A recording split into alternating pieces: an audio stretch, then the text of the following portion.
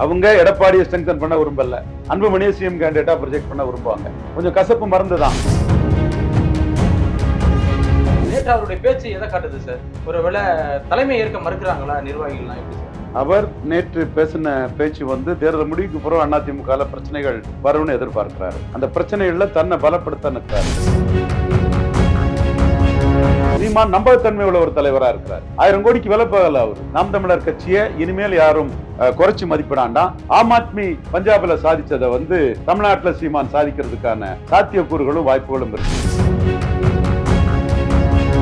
எடப்பாடி கூட்டணியில தேமுதிக ஒரு பிளேயரா இருப்பாங்க. 2021 இதே எடப்பாடியால கிடைச்ச பின்னடைவை சரி பண்ணி அவங்க ஒரு போல்ஸ்ங்கிறத பிரேமலதா அம்மையார் களத்துக்குள்ள தெளிவா நிரூபிச்சுட்டாங்க.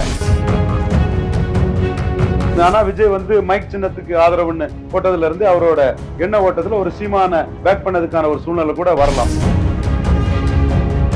இல்ல அவர் அந்த விளம்பரம் கொடுத்ததுனாலேயே இப்ப சீமானுக்கு அதிக வாக்குகள் கிடைச்சிருக்குன்னு சொல்றீங்களா?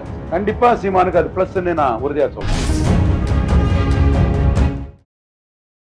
உள்ளூர் செய்திகள் உங்கள் விரல் நுனியில் படிக்க பார்க்க பரவசப்படுத்துகிறது king 24x7 app. Download king 24x7. King TV நேயர்களுக்கு வணக்கம். இன்றைய நேர்காணலில் நாம் சந்திக்க இருப்பவர் அரசியல் விமர்சகர்கள் திரு ரவீந்திர துரைசாமி அவர்கள். வணக்கம் சார். வணக்கம் தம்பி. கடந்த நாடாளுமன்ற தேர்தலை விட இந்த நாடாளுமன்ற தேர்தலில் வாக்கு சதவீதம் குறைவா பதிவாயிருக்கு. இது யாருக்கு சாதகமா அமையும் சார்? திமுக அணிக்கு தான் சாதகமா அமையும்.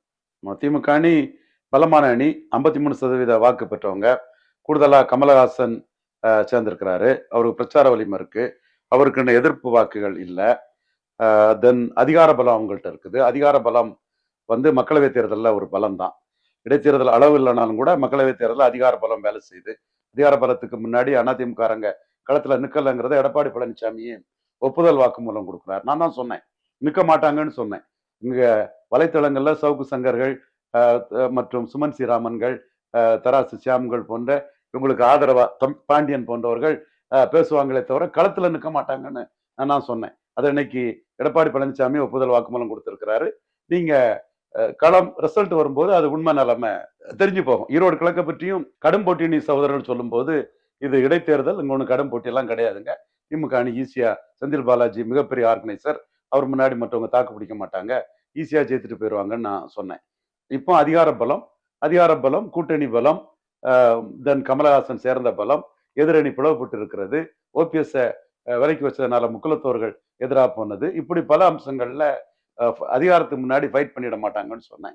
மீண்டும் நான் சொல்றேன், 1989-91 கம்பாரிசன்ல 89 வெற்றி பெற்ற அணியே 91 தொடர்ந்த போது, அதிமுக காங்கிரஸ் அணியை தொடர்ந்த போது திமுக காரங்க மன வலிமை இழந்துட்டாங்க. அதிமுக காரங்க நாம தானே ஜெயிப்போம்னு நினைச்சாங்க. அதே மாதிரி இப்போ அதிமுக காரங்க மன வலிமை இழந்துட்டாங்க. திமுக காரங்க நாம தானே ஜெயிப்போம்னு நினைச்சாங்க. அதனால 5 ஆண்டுகளுக்கு முன்னாடி 2019 போலிங் 24 இல்லை. ஜெயித்தவங்க நாம தானே ஜெயிப்போம்னு மிதப்புற இருக்கிறதும், தோத்தவங்க நம்ம எங்க ஜெயிக்க போறோம், நம்ம தலைவர் தான் அபகரிக்க முயற்சியில கட்சியை உடைச்சிட்டாரு, கூட்டணியை உடைச்சிட்டாரு, என்ன ஜெயிக்க போறோங்கிறதுலதான் இந்த போலிங் குறைவா இருந்தது காரணம். இத்தனைக்கும் சீமான பேஸ் பண்ணி அதிக அளவு வாக்கு வந்ததாட்டு தகவல்கள் வருது. அண்ணாமலையை பேஸ் பண்ணியும் வாக்குகள் வந்ததா தகவல் வருது.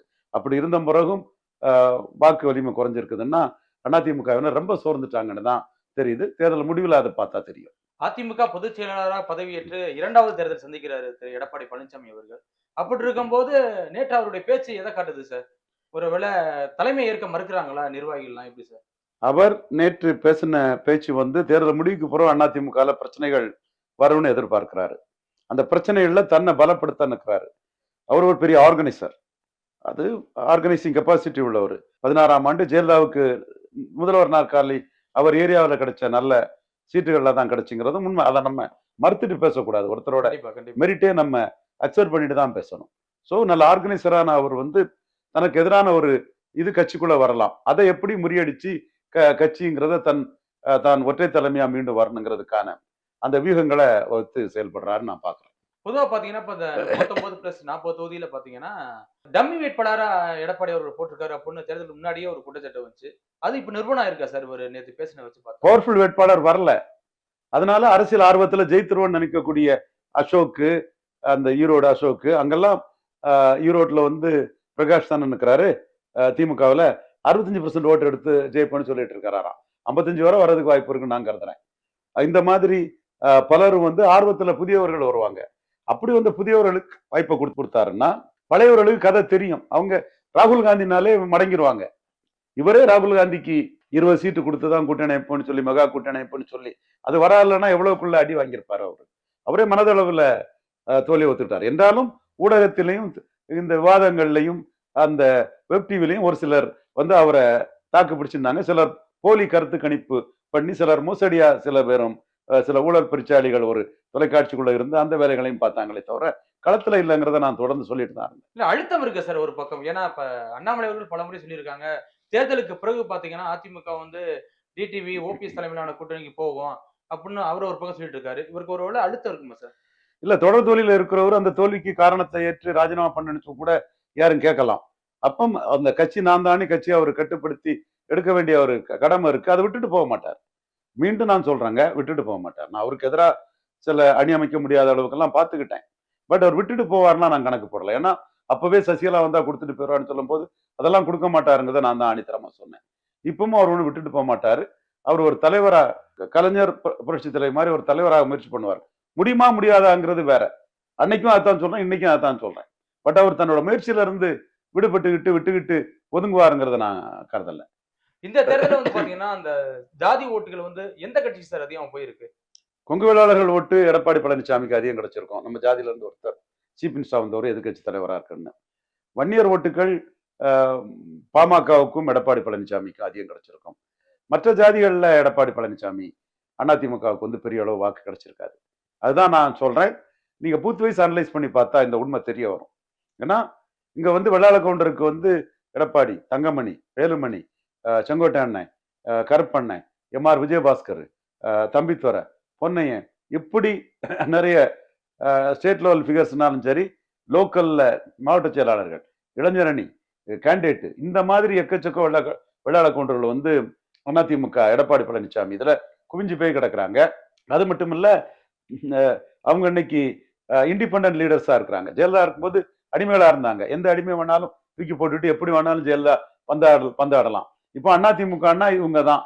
கோபிச்செட்டிப்பாளையத்துல செங்கோட்டையன் தான். இன்னைக்கு செங்கோட்டையனையே டம்மி பண்ணி ஜெயலலிதா எத்தனையோ பேரை கொண்டு வந்து அரசியல் பண்ணாங்க. இன்னைக்கு வந்து யாரும் டம்மி பண்ண முடியாது. இவங்க தான் அதிமுக ஆகி போச்சு. அதே மாதிரி இந்த வட தமிழகத்துல KP. Munusamy powerful Vanniyar, CV. Shanmugam powerful Vanniyar, Veeramani powerful Vanniyar, Anbazhagan powerful, இவங்க தான் அதிமுக. அப்ப இதுதான் அந்த அட்டவணை புரிய மக்கள், பறையர், அருந்ததியர் போன்ற மக்களுக்கு வந்து அதை ஏற்றுக்கொள்ள முடியாத ஒரு தன்மை இருக்கு. இதைத்தான் நாங்க சொன்னேன். களத்துல இதை செக் பண்ணி ரிசல்ட் வரும்போது பார்த்தா எல்லாத்துக்குமே பூத் வைஸ் பார்த்தா தெள்ள தெளிவா தெரியும். நான் ஈரோடு கிழக்குல இதை சொல்லிட்டேன். 65% கொங்கு வேளாளர்கள் வந்து எடப்பாடி பிளஸ் அண்ணாமலை போட்டாங்க. ஆனா பறையர், தென் அருந்ததியர், நாயுடு, செங்குந்தர் இவங்கெல்லாம் 10-12% வாக்குகளுக்கு மேல போடல. அப்படி இருக்கும்போது வந்து இந்த எம்ஜிஆர் காலத்துல இருந்த கட்சியின் தன்மை மாறி, ஜெயலலிதா கட்சியில தன்மை மாறி, எடப்பாடி கட்சியில இருக்கக்கூடிய காலகட்டத்தில் இருக்கிற அதிமுகவின் தன்மையே வேற. பட் அவருக்கு வன்னியரும் இருக்காங்க, கொங்கு வேளாளர் இருக்காங்க. அந்த ரெண்டு கம்யூனிட்டில அவருக்கு பேக்கிங் இருக்குது. அதை நம்ம மறுத்துட்டு பேச முடியாது. அந்த ரெண்டு கம்யூனிட்டியோட எழுச்சிக்கான கட்சியா தான் அதிமுக இருக்குது. பொதுத்தள கட்சியா இல்ல, வன்னியர் வெள்ளாள கவுண்டர் கட்சியா தான் இருக்குது. தேர்தலுக்கு முந்தைய கருத்து கணிப்புல பாத்தீங்கன்னா திமுக 40-40 ஜெயிக்கும் அப்படின்னு சொல்லியிருக்காங்க. எப்படி சார் ஜெயிக்க வாய்ப்பு இருக்கு? அப்படி சார் 40-40ங்கிறதுல 1-2 இடங்கள் வந்து ராமநாதபுரம் போன்ற ஒரு சில இடங்கள் வந்து ஒரு ஃபைட்ல இருக்குன்னு நான் பாக்குறேன். தேனி, கோயம்புத்தூர், இது தருமபுரி போன்ற இடங்கள் ஃபைட்ல இருக்குன்னு பாக்குறேன். பட் எல்லா இடத்துலயுமே திமுகவுக்கு நான் ஏற்கனவே ஹோல் தமிழ்நாட்டுக்குன்னு சொல்லக்கூடிய அந்த மெரிட், அவங்களுக்கு கிறிஸ்டின் முஸ்லீம் கன்சல்டேஷன்லாம் அவங்களுக்கு பெரிய ஒரு இது. அவங்ககிட்ட இருந்து கிறிஸ்டின் முஸ்லீம் ஓட்டு சீமானுக்கு கொஞ்சம் போயிருக்கலாமே தவிர பாஜகவுக்கு சுத்தமா போகாது, எடப்பாடிக்கும் போகாதுன்னு தான் நான் கருதுறேன். ஸோ அந்த ரிசல்ட் எல்லாம் பார்த்த பிறகுதான் அடுத்த கட்ட அரசியல் நகர்வு எப்படி இருக்குங்கிறத நம்ம பார்க்கணும். ராமநாத தொகுதியில நீங்க சொல்ற மாதிரி வெற்றி வாய்ப்பு இருக்குன்னு சொல்றீங்க. அது யாருக்கு? ஓபிஎஸ் இருக்கு அப்படி சார்? ஓபிஎஸ் நல்லா ஃபைட் பண்ணியிருக்கிறாரு. அவருக்கு எதிராக ஜாதிய முரண்பாடை கொண்டு வந்தாங்க, அதை ஓரளவு நியூட்ரல் பண்ணியிருக்கிறாரு. அதிமுக மிக குறைவான வாக்கெடுத்தா பலாப்பழம் எளிதாக வெற்றி பெறும். அதே மாதிரி சொன்ன அன்புமணி மனைவி சௌமியா அன்புமணி அவங்க போட்டிடுறாங்க. அவங்களுக்கு எப்படி சார் வெற்றி வாய்ப்பு இருக்கு? எதிர்ப்பு ஓட்டு பிரிஞ்சா அவங்க வெற்றி பெறுவாங்க. எதிர்ப்பு ஓட்டை எடப்பாடி பழனிசாமி எடுக்கணும். கொங்கு வேளாளர் வாக்குகள் எடப்பாடி பழனிசாமி பின்னாடி நின்னா அன்புமணிக்கு ஒரு வெற்றி வாய்ப்பு வரும், சௌமியா அன்புமணிக்கு. அல்லது வந்து அவங்க வெள்ளாள கவுண்டர்கள் வந்து ஒரு வன்னியர் மத்திய அமைச்சர் ஆயிடுவாருங்கிறதுக்காக அதை விடக்கூடாதுங்கிற எண்ணத்துல அவங்க உதயசூரியனுக்கு போனாங்கன்னா உதயசூரியன் வெற்றி வாய்ப்புக்கு வர வாய்ப்பு இருக்கு. இங்கிட்டு பாத்தீங்கன்னா இப்ப டிடிவி தினகரன், அப்புறம் ஜான் பாண்டியன், தேவநாத போன்றவர்கள்லாம் போட்டிடுறாங்க. அவங்களுக்கு எப்படி சார் வெற்றி வாய்ப்பு இருக்கு? டிடிவிக்கு வெற்றி வாய்ப்பு இருக்கிறதுக்கான ஒரு சூழல் வரலாம். 44% ஓபிஎஸ் ரவீந்திரநாத் குமார் எடுத்தாரு, 12% தங்க தமிழ்ச்செல்வன் எடுத்தாங்க, 56% வாக்கு இருக்குது. இதுல தங்க தமிழ்ச்செல்வனுக்கு செல்வாக்கு, அதிமுக பலம், இந்த ரெண்டையும் மைனஸ் பண்ணி பார்த்தா எவ்வளவு வருமோ அவ்வளவு வரும். ஆனா முந்தைய தேர்தல்ல இவர் இளங்கோவனும் சரியா ஃபைட் பண்ணல. இப்போ தங்க தமிழ்ச்செல்வனுக்கு திமுக அமைச்சர்கள் அதிகார பலத்துல நல்லா ஃபைட் பண்ணுவாங்க. சோ வெற்றி வாய்ப்புள்ள ஒரு தொகுதியா இவர் இருக்குன்னு சொல்லலாம், கடும் போட்டின்னு கூட சொல்லலாம்.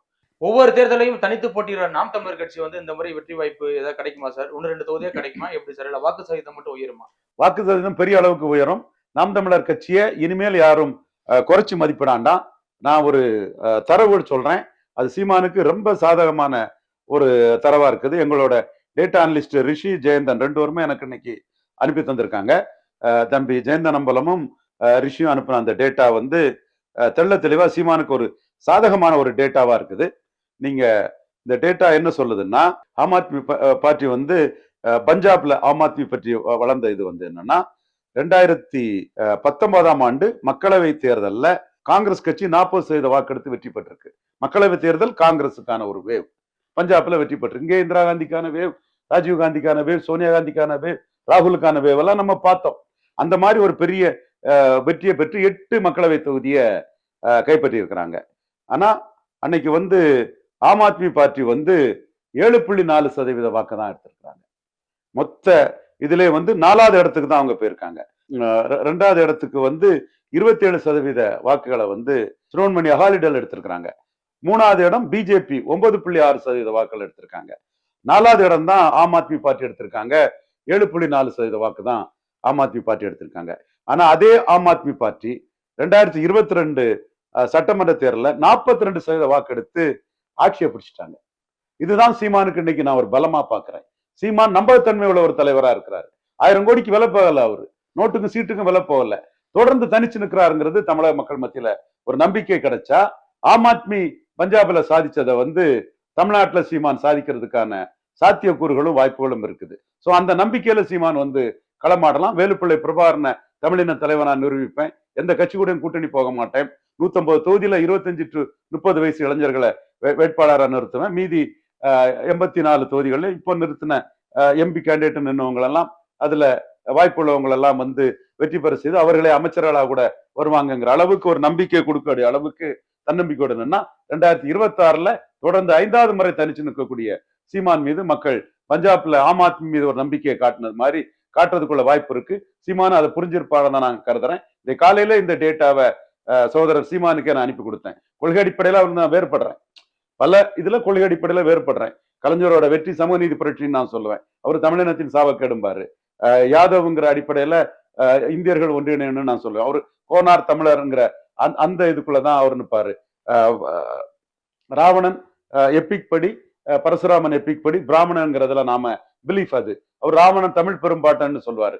இப்படி பல விஷயங்கள் மக்கள் ஆதரித்தா எங்க அண்ணன் ரஜினிகாந்த் சீஃப் மினிஸ்டர் வரலாம் சொல்லுவேன். அவர் அதை ரொம்ப கடுமையான, மிக கடுமையான வார்த்தைகளால அது தமிழன் தான் சீஃப் மினிஸ்டர்ங்கிறதுக்கு மிக மிக கடுமையான வார்த்தைகள் சொல்லுவாரு. அதே வேளை அவருக்கு ஆனஸ்டியை நான் பாராட்டுவேன். ரஜினி அரசியலுக்கு வருவார்னு சொன்னாலும் ஸ்ட்ராங்கா அதை எதிர்த்தாரு. அவர் எல்லா நாளும் கூட அவர் கருத்துக்குள்ள அவரு தெளிவா நிற்கக்கூடியவர். இப்படி பல மாறுபட்ட கருத்துக்கள், கொள்கை அடிப்படையில ஒன்றிணைந்து பயணிக்க முடியாத ஒரு கருத்துக்கள் அவருடைய அங்கிட்ட இருந்தாலும் கூட தனிப்பட்ட முறையில அவர் தொடர்ந்து நோட்டுக்கும் சீட்டுக்கும் விலை போகாம தனிச்சு நிற்கிறது மக்கள் மத்தியில் அவருக்கு ஒரு பெரிய ஒரு இமேஜை கொடுத்திருக்குது. அது ஒரு கட்டத்துல மிகப்பெரிய ஆதரவு வளையமா கூட அவருக்கு மாறலாம். 26ல அவர் தனிச்சு போட்டியுடைய பட்சத்துல அவருடைய வால்யூம் பெரிய அளவு போறதுக்கான வாய்ப்புகள் இருக்கு. இல்ல நீங்க சொல்ற மாதிரி தொடர்ச்சியா ஒரு தனித்தே நிக்கிறாரு, ஆனா வாக்கு சதவீதம் உயருது, ஆனா வெற்றி ஒண்ணோட கிடைக்கும். அதான் நான் பஞ்சாப் அகாலிடல் சொல்றேன், பஞ்சாப் ஆம் ஆத்மி சொல்றேன். 7% இருந்து மக்கள் நம்பிக்கை வரும்போது 42க்கு ஜம்ப் பண்ணி போயிருக்கிறாங்க. முடியுதா? டேட்டா நடந்த விஷயம். இல்ல அது பஞ்சாப்ல முடியும், ஆனா தமிழ்நாட்டுல திராவிட கட்சியில மீறி வர முடியும். அது முடியுங்கிற நம்பிக்கை தான், நம்பிக்கையில தான் அவர் போவாரு. முடியுமா முடியாதாங்கிற 26 தான் தெரியும். அவர் அந்த நம்பிக்கையில தான் பயணிப்பார். அவர் பஞ்சாப்லயும் 3 கட்சியை தாண்டி தானே போயிருக்கிறாரு. ஆம் ஆத்மி பஞ்சாப்ல நான் இப்ப சொன்னேனே, காங்கிரஸ், அகாலிடல், பாஜக 2 தேசிய கட்சிகளையும் ஒரு மாநில கட்சியும் தாண்டி தானே ஆம் ஆத்மி 7% இருந்து 42% போயிருக்குது. அப்போ மீண்டும் தனிச்சு நின்று சாதிப்பேன். 5வது முறை நான் தனிச்சு நிற்கும் போது மக்கள் என்ன முழுமையா நம்புவாங்க, ஏற்றுக்கொள்வாங்கங்கிற அடிப்படையில தான் அவர் போவாரு.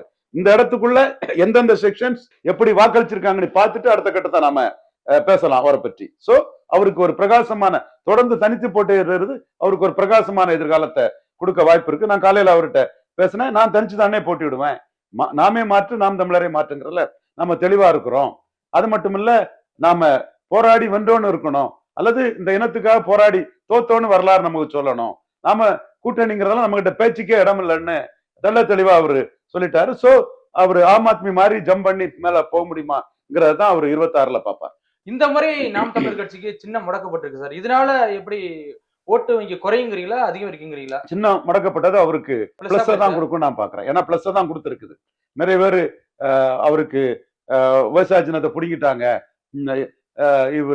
இவருக்கு குக்கரை கொடுத்திருக்காங்க, அவருக்கு சைக்கிளை கொடுத்திருக்காங்க, இவருக்கு மட்டும் பிடிக்கிட்டுங்கிறத பலரும் பேசுறத நானே கேட்டிருக்கிறேன். சோ அதெல்லாம் வாக்கா மாறதுக்கான சாத்தியக்கூறுகள் இருக்கு. ரிசல்ட்ல அது தெரியும். தமிழ்நாட்டுல வந்து இப்ப 2021 நாடாளுமன்ற தேர்தல் முடிவு வந்து 2026க்கான ஒரு முன்னோட்டமா இருக்குமா எப்படி சார்? கண்டிப்பா இதே அணி இதே செட்டப் தான் போகும். இதே இதுக்குள்ள வந்து திமுக கூட்டணி வெற்றி பெற்ற கூட்டணி அப்படியே இன்டாக்டா இருப்பாங்க. அக்குமுலேட்டிங் பவர், அமாசிங் வெல்த் தான் மாடர்ன் பொலிட்டிக்ஸ். ஸ்டாலின் கொடுக்கிறது MP post, MLA post, councillor போஸ்ட்ங்கிற இது வந்து தொடர்றது வர அதை தொடரதான் விரும்புவாங்க. ஸ்டாலின் தர்றது நாளைக்கு எம்எல்ஏ போஸ்ட்டும் போது அதை வாங்கறதுக்கு தான் விடுதலை சிறுத்தைகளும் காங்கிரஸும் விரும்புவாங்க. மேலும் காங்கிரஸ் வந்து 24 மக்களவைக்கு பிறகு 29 மக்களவை தேர்தலையும் ஸ்டாலினை நம்பி நிக்கணும்னு நினைப்பாங்க. ஸ்டேட்டஸ்கோ கண்டிப்புன்னு நினைப்பாங்க. அவங்க 2014 பிரிஞ்சு போனதுல 2 பேருக்குமே நஷ்டம். அது பிறகு 2019 இருந்து 2 பேருமே வந்து ஜாக்பாட் அடிச்சுட்டு இருக்கிறாங்க. அப்போ அந்த வெற்றி கூட்டணி வந்து தொடரும். ஸ்டாலினும் வந்து ஆர்கே நகர் தோல்வியில இருந்து அந்த கூட்டணியை சந்திக்கிறாங்க. அவங்களோட பலம் 33%, கெமிஸ்ட்ரியில 53 போகுது. இதுதான் ஷாமண்ணே, சவுக்கு சங்கர், சுமன் ஸ்ரீராமன் போன்றவங்களும் நான் சொல்றது. அவங்க ஒரு கெமிஸ்ட்ரியில 20% ஏறி போறாங்க. அந்த கெமிஸ்ட்ரியை விட்டுக்கிட்டு யாரும் போக மாட்டாங்க. அந்த வெற்றிங்கிறது காம்பினேஷன்ல கிடைக்குது, கெமிஸ்ட்ரியில கிடைக்குது. அதனால ஜெயலலிதா போட்ட பிச்சர்னோ, எம்ஜிஆர் போட்ட பிச்சர்னோ, கலைஞர் போட்ட சேரிட்டினோ அதை சொல்ல முடியாது. சோ அவங்க இன்டாக்டா அனுப்பாங்க. ஸ்டாலின் ஜோதி பாசு மாதிரி ஒரு பெரிய ஒரு மெச்சூர்டு பொலிட்டிஷியன் ஆட்டு, கலைஞரோட ஸ்ட்ராட்டஜில பெரிய ஆளாட்டு நின்று அந்த கூட்டணியை இன்டாக்டா கொண்டு போவாரு. சோ அந்த கூட்டணி இன்டாக்டா நிற்கும். அடுத்தபடியா எடப்பாடி கூட்டணியில தேமுதிக ஒரு பிளேயரா இருப்பாங்க. தேமுதிக எடப்பாடிக்கு கான்ட்ரிபியூட் பண்ணி இருக்கிறாங்க. விஜயகாந்த் மீது பற்றல் உண்ட ஏழை எளிய மக்கள் வாக்கு அதிமுக அணி கிடைச்சிருக்குது. நாயுடு தெலுங்கு கம்யூனிட்டி பீப்புளுக்கு பிரேமலதா விஜயகாந்த் அவர்கள் ஒரு கேட்டலிஸ்டா பயன்படுத்திருக்காங்க. அவங்க பொதுச் செயலாளராக வந்த பிறகு 5 சீட்டு வாங்கி அவங்க ஒரு சக்தின்னு அவங்க நிரூபிச்சுட்டாங்க. 2021 இதே எடப்பாடியால கிடைச்ச பின்னடைவை சரி பண்ணி அவங்க ஒரு போர்ட்ஸ்ங்கிறத பிரேமலதா அம்மையார் வந்து களத்துக்குள்ள வந்து தெளிவா நிரூபிச்சுட்டாங்க. சோ அவங்க அந்த அணியில களத்துக்குள்ள நிற்பாங்க. புதிய தமிழகம் அவங்களும் கணிசமான வாக்கெடுப்பாங்க. இதை தாண்டி என்டிஏ அணி அவங்க திமுக வேண்டாம், அதிமுக வேண்டாம்னு தான் நிற்கிறாங்க. சோ அவங்களுக்கும் ஒரு காமன் கேண்டிடேட், அக்செப்டபிள் கேண்டிடேட்டா இருக்கணும். அரசியல யாருக்கும் கடைசி பக்கம் கிடையாது. நரசிம்மராவ் வந்து டிக்கெட் கிடையாதுன்னு ஆந்திராவுக்கு ராஜீவ்காந்தி அனுப்பி வச்சுட்டாரு. அந்த நரசிம்மராவ் தான் மீண்டும் வந்து ஏஐசிசி பிரசிடென்ட் ஆனாரு, அசெட்டிவ் பிரைம் மினிஸ்டர் ஆனாரு. ஜெயின் கமிஷனை பற்றி ப. சிதம்பரம் பேசுனது டக்குனு ஒரு பிஸ்கெட் தூக்கி போடுற மாதிரி ஒரு எம்ஓஎஸ் சிதம்பரத்தை தூக்கி போட்டாரு. அதுக்கு பிறகு ஜெயின் கமிஷனை பற்றி ராஜீவ்காந்தி பவுண்டேஷன்ல இருந்து சிதம்பரம் பேசவே இல்லை. வரலாற்று உண்மை. கார்த்திக் சிதம்பரமோ மறுக்க முடியாது. பெரிய டால் கிளைம் பிரின்சிபல் எல்லாம் பேசுவாங்க. ஒரு பிஸ்கெட்டை தூக்கி போட்ட மாதிரி ஒரு எம்ஓஎஸ் தூக்கி போட்டாரு. அப்ப அரசியல்ல கடைசி பக்கங்கிறது யாருக்கும் கிடையாதுங்கிறத நிரூபிச்ச ஒரு நரசிம்மராவ். அதே மாதிரி கடைசி பக்கம் யாருக்கும் கிடையாது. அது எங்க அண்ணன் ரஜினிகாந்துக்கும் பொருந்தும். சோ 2026 அரசியல் களம்ங்கிறது வந்து இன்னைக்குள்ள இந்த தன்மைக்குள்ளதான் அது இருக்கும். மோடி எல்லாத்துக்கும் பிரைம் மினிஸ்டர் கேண்டிடேட்டா இருந்தாரு. அப்ப சீஃப் மினிஸ்டர் கேண்டிடேட்டுங்கிற ஒரு காமன் கேண்டிடேட் இந்த இவங்களுக்கான ஒரு தேவைப்படுறதுக்கான ஒரு நெசிட்டியும் இருக்கு. அதுக்குள்ள ஒரு கான்சென்சஸ் அவங்களுக்குள்ள பேசி ஒரு முடிவுக்குள்ள வருவாங்க. அன்புமணியை திமுக அதிமுக கூட்டணி இல்லைன்னு சொல்லிட்டாரு. அண்ணாமலையும் அந்த ஸ்டாண்ட தெளிவா சொல்லிட்டாரு. பன்னீர்செல்வம் சிஎம் இருந்தவர், இவர் தினகரன் சிஎம் டிக்டேட் பண்ணவர். சோ எல்லாமே ஸ்டேச்சரோட இருக்கிறாங்க. சோ இந்த இடத்துக்குள்ள இவங்க யாரும் எடப்பாடி ஏத்துக்கிட போறது இல்ல. சிங்கம் காளமாடு கதையில இந்த 4 காளமாடுகளையும் காலி பண்ணிடணும்னு தான் எடப்பாடிங்கிற சிங்கம் கருதிச்சு. நம்ம வந்து அவங்கள ஒன்றிணைஞ்சக்கூடிய வேலையை, ஒரே நேர்கோட்டில் அவங்க கொண்டு வரக்கூடிய வேலையை நாம செய்தோம். அது நடந்தது. இப்ப 4 பேருமே அதுல பொலிட்டிக்கலா சஸ்டெயின் பண்ணி சர்வைவ் ஆகுறாங்க, போல்ஸா நிக்க போறாங்க. அப்போ அவங்க நம்ம எடப்பாடி ஏத்துக்கிறதுக்கான சாத்தியக்கூறுகளும் இல்லை. சோ 2024 மக்களவை தேர்தல் பேட்டர்ன்ல தான் 26 பெரும்பாலும் இருக்கும். அதுல சீமானுக்கு அவர் மீண்டும் தன்னம்பிக்கையோட ஆம் ஆத்மி பஞ்சாப்ல 7% 42% தொடர்ந்து தனித்து போட்டியிட்ட நம்பிக்கை கொடுத்ததுல அவர் போவார். இன்னைக்கு காலையில அவர்கிட்ட நான் பேசும்போது கூட பல விஷயங்களை பேசும்போது கூட அந்த நம்பிக்கை நமக்கு பெரிய உத்வேகத்தை கொடுக்குது. தொடர்ந்து தனிச்சுதான் அனுப்புங்கிறதையும் அவரு என்கிட்டே வந்து அந்த கருத்தை சொன்னாரு. ஏன்னா 2024லயும் அவர் கூட்டணின்னு அவரை பற்றி பொய்யான தகவலான இட்டுக்கட்டிய உள்நோக்கத்து கொண்ட ஆடு நனைகரன் அழுத ஓனாய் மாதிரி நீலி கண்ணீர் வடித்த அந்த கூட்டணி கதைகளை அவர் அடிச்சு நொறுக்குவாருன்னு சொன்னேன். அதே மாதிரி அடிச்சு நொறுக்குனார். நம்ம அதை பார்த்தோம். இப்பவும் அவர் தனிச்சு போவாங்கிறத அவர் சொல்லிட்டாரு. சோ இந்த 2024 பேட்டர்ல தான் 26 இருக்கும். அதுல மோடிக்கு இடத்துல ஒரு காமன் கேண்டிடேட்டுக்கான முயற்சிகள் நடந்துட்டு இருக்கும். இருந்தாலும் இதை தாண்டி நடிகர் விஜய் அவர்கள் 2026 சட்டமன்ற தேர்தலில் குதிக்கிறேன்னு சொல்றாரு சார். இது எப்படி சார், ஆட்சி மாற்றம் வருமா இல்ல காம்படிட்டிவ் அதிகமா இருக்குமா எப்படி சார்? இல்ல, விஜய் அரசியல குறிக்கலாம். அரசியல எல்லாத்துக்கும் உரிமை இருக்குது. ஆனா விஜய் வந்து மைக் சின்னத்துக்கு ஆதரவுன்னு போட்டதுல இருந்து அவரோட எண்ண ஓட்டத்துல ஒரு சீமான பேக் பண்ணதுக்கான ஒரு சூழ்நிலை கூட வரலாம். அது என்ன முடிவெடுக்கிறாருங்கிறது 2026 மார்ச் ஏப்ரல்ல தான் அது தெரிய வரும். சோ விஜய்க்கும் அவர் வந்து நினைச்சிருந்தா ரெட்டலையை ஆதரிச்சிருக்கலாம். அவர் ரெட்டலை ஆதரிக்காம மைக்குக்கு ஆதரவா நாம் தமிழர் சின்னத்தை போட்டு ஒரு விளம்பரத்தை கொடுத்திருக்கிறாருன்னா அந்த இடத்துல வளரும் கட்சியான சீமானுக்கு ஆதரவு கொடுக்கறதான் சரின்னு அவரு நினைச்சிருக்கிறாரு. எடப்பாடி கிட்ட ஆதரவு கொடுத்தாருன்னா சில கோடிகளை வாங்கிட்டு ஆதரவு கொடுத்துட்டாருன்னு மக்கள் மத்தியில பேசப்படும். மேலும் எடப்பாடிக்குன்னு தனிப்பட்ட முறையில கேடர்ஸ் இல்ல. அதிமுக கேடர்ஸ், ரெட்டலை கேடர்ஸ், எம்ஜிஆர் ஜெயலலிதா ஆட்கள், அதிமுக ஆட்கள் தான் அதிமுக இருக்காங்க தவிர எடப்பாடிக்குன்னு ஆள் இல்லாத போது சீமானுக்குன்னு ஆள் பலம் இருக்குன்னு சொல்லும் போது வேலுப்பிள்ளை பிரபாரணி இமேஜ்ல உலகமெல்லாம் உள்ள ஈழத்தமிழர்கள் வந்து சீமான் மேல பற்றுதல் இருக்குங்கிறதும் இங்க இருந்து பல மாநிலங்கள் வாழக்கூடிய தமிழர்கள் மத்தியிலையும் சீமானுக்கு பற்றுதல் இருக்குங்கிறதும் இங்க அவர் 30 லட்சம் வாக்குகளை ஏற்கனவே பெற்ற ஒரு தலைவருங்கும் போதும் நாம் தமிழரை ஆதரிப்பது சீமான் என்ற தலைவன் பின்னாடி நிறைய கேடர்ஸ் ஓட்டர்ஸ் இருக்காங்க போது, நிறைய வெப் டிவி நடத்தக்கூடியவங்க நிறைய இருக்காங்க போது அது தனக்கு வந்து கோட்டு படத்துக்கும் அது ஒரு லாபத்தை கொடுக்குங்கிற லெவல்ல தான் எல்லாத்தையும் கணக்கு போட்டு தான் விஜய் அதை பண்ணியிருக்கிறாரு. அது விஜய்க்கும் ஒரு சினிமாவுக்கும் அது ஒரு லாபம்னு தான் நான் கணக்கு போடுறேன். அதே மாதிரி விஜய்க்கு ஆதரவுங்கிறது சீமானுக்கு அரசியலுக்கும் ஒரு லாபத்தை கொடுத்திருக்கும். விஜய்க்கு முடிவு வந்து உற்று நோக்கத்தக்கது. வரட்டும், பார்ப்போம் என்ன முடிவு எடுக்கிறாருங்கிறத நம்ம பொறுத்திருந்து பார்ப்போம். 2026 சட்டமன்ற தேர்தலை பொறுத்தளவு நடிகர் விஜய் அவர்களும் சீமானும் சேர்ந்து திராவிட கட்சியில எதிர்க்கான்னு எடுத்துக்கலாமா எப்படி சார்? அதற்கான சாத்தியக்கூறுகள் வாய்ப்பு உண்டு. ஃபார்மாலிட்டிஸ் எப்படி வருதுங்கிறத நம்ம பொறுத்து பார்ப்போம். அதோட முன்னோட்டமா தான் அவர் ரெட்டலைக்கு ஆதரவு கொடுக்காம விஜய் வந்து சீமானுக்கு மைக்கு சின்னத்தை கிரேட்டஸ்ட் ஆஃப் ஆல் டைம் கோட்டு படத்துக்கு அந்த விளம்பரத்தை கொடுத்தாருங்கிறத நான் கவனிக்கிறேன். இல்ல, அவர் அந்த விளம்பரம் கொடுத்ததுனாலேயே இப்ப சீமானுக்கு அதிக வாக்குகள் கிடைச்சிருக்குன்னு சொல்றீங்களா அப்படி சார்? கண்டிப்பா சீமானுக்கு அது பிளஸ்ன்னு நான் உறுதியா சொல்றேன். சீமான் மாற்றுன்னு இருக்கிறதுக்கு தான் வராரு, வாக்கு வருது. 5ஆம் முறை மாற்றுன்னு இருக்கும் போது ஆம் ஆத்மி பஞ்சாப்ல சாதித்தது மாதிரி சாதிப்போங்கிற நம்பிக்கையில தான் களமாடுறாரு. விஜய் கொடுத்த அந்த விளம்பரம் வந்து சீமானுக்கு கூடுதல் பிளஸ். இந்த முறை 2024 நாடாளுமன்ற தேர்தலில் யாருக்கும் பிடிக்காம பாமக பிஜேபியோட கூட்டணி வச்சது பெரிய எதிர்ப்பா கிளம்பி இருக்கு அப்படின்னு சொல்றாங்க அவங்க சமூகத்தினர் மத்தியில. அவருடைய நிலைப்பாடு எப்படி சார் 2026 சட்டமன்ற தேர்தலில்? அவங்க எடப்பாடியை ஸ்ட்ரெங்தன் பண்ண விரும்பல, அன்புமணியை சிஎம் கேண்டிடேட்டா ப்ரொஜெக்ட் பண்ண விரும்புவாங்க. சோ அவங்க நிலைப்பாடு சரின்னு தான் நான் பாக்குறேன். கொஞ்சம் கசப்பு மருந்து தான். பட் அவங்க நம்ம இதுல மகேஷ் நாயக்கரா ஒரு வன்னிய சமூகத்தில் ஒரு தம்பி போராடிட்டு இருக்கிறாரு. அந்த பாமக காரங்களுக்கும் அவங்களுக்கும் வந்து வலைத்தளங்கள் சமூக ஊடகங்கள்ல நான் சீமான ஆதரிக்கிறேங்கிறதுக்கும் அவர் சீமான ஆதரிக்கிறதுக்கும் அதை இவங்க விமர்சனம் பண்ணதுக்கும் அவங்களுக்குள்ள ஒரு வாத பிரதிவாதங்கள் நடந்துட்டு இருக்குது இல்லையா? அது ஓரளவு அந்த தாக்கம் இருக்கத்தான் செய்யுது. ஆனா அவங்களுக்கு வந்து எடப்பாடிக்கு பின்னாடி போறதோட அன்புமணியை சிஎம் கேண்டிடேட்டா நிற்கணும்னா மோடி பிரதமருங்கிற அந்த இதுக்குள்ள நின்னாதான் கரெக்டாங்கிற அடிப்படையில தான் அவங்க நின்னாங்க. சோ அவங்க ஸ்ட்ராட்டஜில அன்புமணி சிஎம்ங்கிறதுல தான் கட்சி சஸ்டெயின் ஆகும்னு அவங்க கருதுறாங்க. அதை நாம மறந்துட்டு பார்க்க முடியாது. 18வது நாடாளுமன்ற தேர்தல் பரபரப்பா போயிட்டு இருக்கு. முதற்கட்டமா தமிழ்நாட்டில் நடந்திருக்கு. இப்போ வந்து தெலுங்கானா, அப்புறம் ஆந்திரா, கேரளாவில் நடக்க போகுது.